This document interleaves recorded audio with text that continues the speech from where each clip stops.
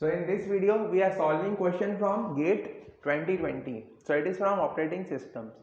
So it says that we have to consider a set of processes and they all arrive at time 0. So there are a set of processes and they all are arriving at time t equal to 0.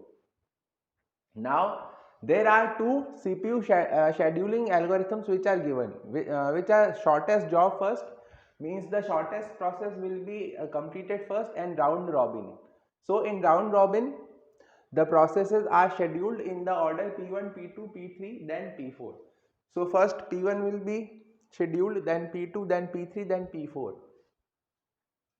And the time quantum for round robin is 4 milliseconds. So after 4 millisecond P1 will complete and shift to P2, then after 4 millisecond if P1 is not complete then also it will be shifted to P3. Okay, so this is the round robin algorithm. Now we have to find the absolute value of the difference between average turnaround time of shortest job first and round robin algorithm. So the turnaround time is given as, the formula for turnaround time is given as completion time minus arrival time. Completion time minus the arrival time. Completion time minus the arrival time. Here the arrival time is 0 for all the processes because all the processes are arriving at time t equal to 0. Okay.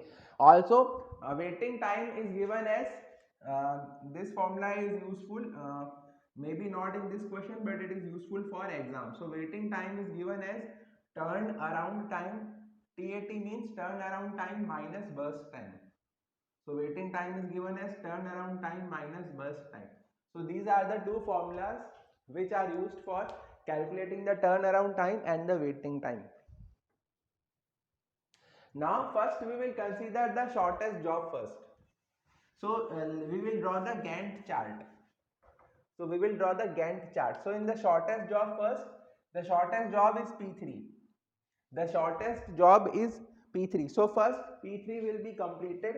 So we will draw the Gantt chart P3, and P3 will be completed in 2 millisecond. Okay, so this is the Gantt chart. This is the Gantt chart. Then after P3 the shortest job is P4. So P4 will be completed. P4 time is 4. So 2 plus 4 is 6. So P4 will be completed at 6 millisecond time. Then after P4 P3 will P2 will be taken because it is of 7 time units. So P2 and 6 plus 7 is 13. So P2 will be completed at 13 millisecond. Then finally P1, so 13 plus 8, 21. So in 21 millisecond all the processes will be complete. So we can calculate the turnaround time. It is completion time minus the arrival time. So the turnaround time for P1 is 21 minus 0. Then turnaround time for P2 is 13 minus 0. Then turnaround time for P3 is 2 minus 0. Then turnaround time for P4 is 6 minus 0 because all the processes are arriving at time t equal to 0. So the total turnaround time will be 42. The total turnaround time will be 42 because 21 plus 13 plus 2 plus 6 is 42. So the average turnaround time will be 10.5. So TAT for turnaround time for SJF is average value is 10.5. Average value is 10.5. The average value of turnaround time for shortest job first is 10.5. Now we will draw the Gantt chart for round robin. Now we will draw the Gantt chart for round robin. Okay. So in the round robin, first P1 will be scheduled. First P1 will be scheduled. So P1. Now P1 is taking total 8 millisecond, but the time quantum for round robin is only 4 millisecond. So P1 will be, after 4 millisecond P1 will be preempted and now P2 will be scheduled. So again P2 is taking total 7 millisecond, but round robin time is only 4 milliseconds. So again after 8 millisecond P3 will be started and P2 will be preempted. So P3, the P3 will, the time for P3 is only 2 milliseconds. So P3 will complete after 2 milliseconds. So 8 plus 2 is 10. Now P4 is scheduled. So after 14, P4 will be completed. Okay. Now, so after P4 is complete, then again P1 is waiting in the queue. So P1 will be scheduled. So P1 will be scheduled and it will take another 4 millisecond, and now P1 is complete because 4 and 4 8. So P1 is complete. P2 had already completed for 4 milliseconds, so it will be taking another 3 milliseconds to complete. So P2 will be completed at 21 milliseconds. Okay, so this is the Gantt chart for round robin. The Gantt chart for round robin. First P1 was scheduled, but after 4 milliseconds P1 was not complete, but it was preempted because the time quantum for RR is only 4 milliseconds.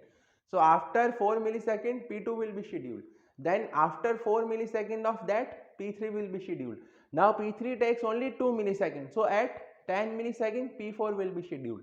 Now P4 is complete at 14 milliseconds. So again P1 and P2 were waiting in queue because they were not completed, because burst time for P1 is 8 millisecond and for P2 is 7 milliseconds. So 4 milliseconds for P1 and 3 milliseconds for P2 were remaining.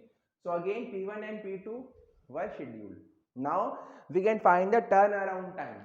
So the turnaround time for P1, the turnaround time for P1, see P1 was complete at 18, so 18 minus 0.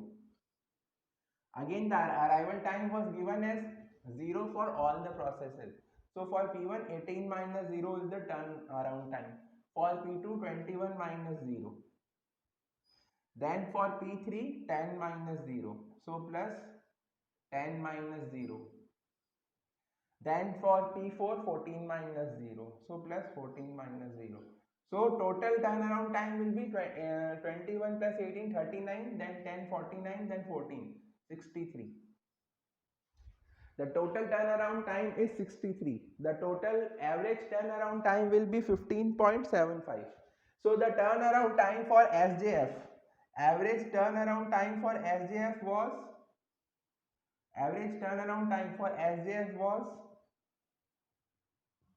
10.5, and the average turnaround time for round robin is 15.75. So now the questions are asked, we have to find the value of difference between average turnaround time in millisecond of SJF and RR. So if you find the difference of their average, then the difference of their average is 5.25 milliseconds. 5.25 milliseconds. Okay, so in this way we can find the average turnaround times. The turnaround time is equal to the completion time minus the arrival time. Okay, so the arrival time was given to us as 0 and the burst time of all the processes were given. So we draw the Gantt chart and calculated the turnaround time. So I hope this question was clear to you, and if you have any doubt you can comment in the comment box. So please like and share the video and subscribe the channel, and also share your feedback in the comment box. Thank you and best of luck.